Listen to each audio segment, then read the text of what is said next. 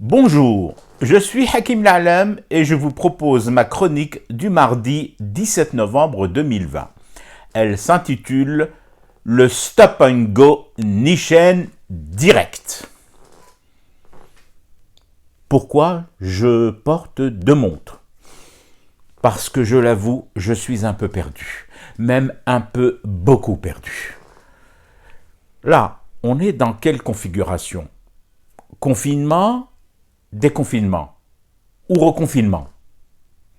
Le couvre-feu, c'est de 23h à 6h du matin ou de 20h à 5h. Les magasins doivent fermer à 18h, à 15h, à 16h57 et 32 dixièmes ou rester ouverts une heure seulement le matin de 8h à 8h59, le temps de faire les poussières, de passer un coup de serpillière et de refermer le rideau sur des odeurs atroces de sanibon et sur les couinements excédés des rats dérangés par cette intrusion. Il y a tellement d'ordres et de contre-ordres, tellement de tours de vis et de dévis, tellement de trituration de l'horloge des restrictions et des permis que je ne sais plus si je peux sortir les jours pairs ou rester confiné les jours impairs.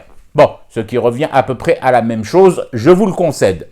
Je ne sais plus aussi si le port de la bavette est obligatoire dans la voiture, à la maison ou au-delà de minuit en face de mon téléviseur branché sur Canal+ Frisson. Je me pose toujours la question fondamentale de savoir si je dois laver plus particulièrement les coudes de mes chandails au gel hydroalcoolique vu que je passe mes journées à jouer des coudes. Si je me fais choper au volant de ma voiture à 20h01, le gendarme ou le policier doit-il me verbaliser pour non-respect du couvre-feu et fermer les yeux et le nez sur les fortes odeurs d'alcool qui se dégagent de ma bouche malgré ma bavette? Les tests PCR détectent-ils aussi le taux d'alcoolémie et en combien de jours, dégrisement compris? Vous voyez, ce n'est pas clair, encore moins clair que la vision nocturne du virus, lequel, à en croire les spécialistes et les règles du confinement, serait atteint de cécité accentuée dès 20h tapantes.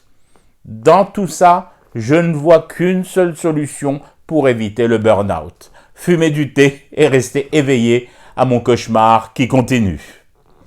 C'était Hakim Lalem, je vous retrouve demain pour une autre chronique et une autre façon de dire son amour à l'Algérie.